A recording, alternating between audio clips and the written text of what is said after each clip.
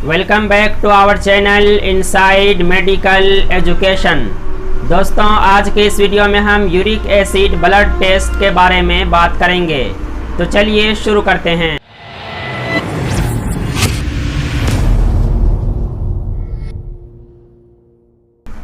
दोस्तों, uric acid एक तरह का ब्लड टेस्ट है जिसके ज़रिए हम अपने ब्लड में यूरिक एसिड की मिकदार का पता लगाकर गाउट, किडनी डिजीज़ और भी कई सारे डिजीज़ के बारे में एक आइडिया लगाते हैं।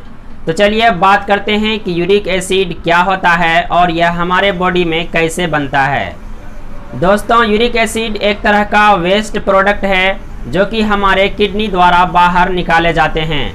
लेकिन जब यूरिक एसिड की मिकदार हमारे ब्लड में बहुत ज़्यादा होने लगती है तो उस कंडीशन में हमारी किडनी उसे बाहर निकालने में असक्षम हो जाते हैं, जिसकी वजह से हमारे ब्लड में यूरिक एसिड की मिकदार नॉर्मल से ज़्यादा होने लगती है और फिर इसी के वजह से गाउट और तरह तरह के बीमारियों को पैदा करने का खतरा बढ़ जाता है।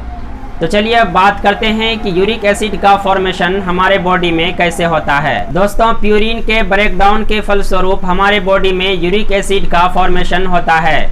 यानी जब हमारे जिस्म के अंदर प्यूरिन टूटता है उसके टूटने के नतीजे में यूरिक एसिड का फॉर्मेशन होता है। इसीलिए यदि आप प्यूरिन रिच डाइट ज़्यादा मात्रा में लेंगे तो उस कंडीशन में भी आपके ब्लड में यूरिक एसिड की मिकदार नॉर्मल से ज़्यादा हो सकती है। इसके साथ साथ यदि आपके सेल का डिस्ट्रक्शन हो रहा हो तो उस कंडीशन में भी यूरिक एसिड की वैल्यू नॉर्मल से ज़्यादा हो सकती है, क्योंकि सेल के न्यूक्लियस में मौजूद क्रोमोसोम और उसमें मौजूद डीएनए जो होते हैं, डीएनए में भी प्यूरिन पाया जाता है और जब सेल का डिस्ट्रक्शन होगा तो ऑलरेडी उसका भी डिस्ट्रक्शन होगा, जिसके परिणाम स्वरूप भी आपके बॉडी में यूरिक एसिड की मिकदार नॉर्मल से ज़्यादा मिल सकती है। तो चलिए अब बात करते हैं कि हमारे बॉडी में यूरिक एसिड का नॉर्मल रेंज कितना होना चाहिए।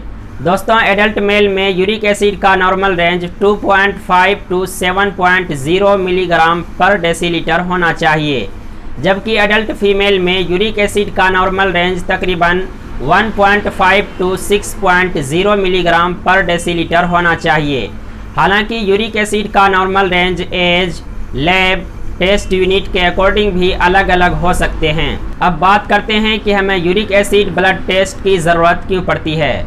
अगर आपको गाउट को डायग्नोस करना हो तो उसके लिए भी आपको यूरिक एसिड ब्लड टेस्ट की ज़रूरत पड़ सकती है, क्योंकि जब हमारे जिस्म के अंदर यूरिक एसिड की मिकदार ज़्यादा हो जाती है तो उस कंडीशन में वो यूरिक एसिड क्रिस्टल के फॉर्म में जॉइंट्स में इकट्ठे होने लगते हैं और इसी को गाउट बोला जाता है। इसीलिए अगर आपको गाउट को डायग्नोस करना हो तो उसके लिए यूरिक एसिड ब्लड टेस्ट की ज़रूरत पड़ सकती है।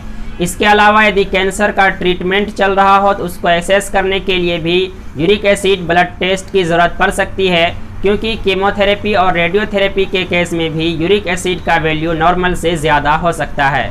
इसके साथ साथ अगर किसी को बार बार किडनी स्टोन हो रहा हो तो उसको डायग्नोस करने के लिए भी यूरिक एसिड ब्लड टेस्ट करा सकते हैं, क्योंकि अगर यूरिक एसिड की वैल्यू बहुत ज़्यादा बनी रहती है तो उस कंडीशन में भी आपके किडनी में यूरिक एसिड का स्टोन हो सकता है।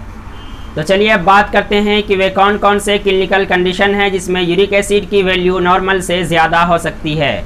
दोस्तों, यूरिक एसिड की वैल्यू नॉर्मल से ज़्यादा कुछ क्लिनिकल कंडीशन हैं, जैसे kidney disease, pre eclampsia, hypoparathyroidism, leukaemia, gout, purine rich diet, alcoholism, chemotherapy, radiotherapy. तो चलिए अब उन क्लिनिकल कंडीशन की बात कर लेते हैं जिसमें कि यूरिक एसिड की वैल्यू नॉर्मल से कम हो जाती है। दोस्तों, आमतौर पर ऐसा बहुत कम देखने को मिलता है कि यूरिक एसिड की वैल्यू नॉर्मल से कम हो जाए, लेकिन कुछ क्लिनिकल कंडीशन है जिसमें कि यूरिक एसिड की वैल्यू नॉर्मल से कम हो जाती है, जैसे कि लेड पॉइजनिंग वगैरह के केस में आपके बॉडी में यूरिक एसिड की वैल्यू नॉर्मल से कम हो सकती है। दोस्तों, यूरिक एसिड की वैल्यू का हमेशा बढ़ा होना किसी बीमारी के तरफ ही इशारा नहीं करता है, बल्कि कुछ फैक्टर भी हैं जिसके वजह से आपके बॉडी में यूरिक एसिड की वैल्यू नॉर्मल से ज़्यादा हो सकती है। इसीलिए आपके अंदर जो भी सिम्टम्स नज़र आ रहे हों उन सभी सिम्टम्स को अपने डॉक्टर को बताएं, ताकि वो आपके सिम्टम्स के अकॉर्डिंग और भी टेस्ट करा पाएँ और उसके साथ साथ सही से डायग्नोस कर पाएँ। So friends, this is the video on uric acid blood test. Hopefully this video will be helpful for you. Thank you for watching.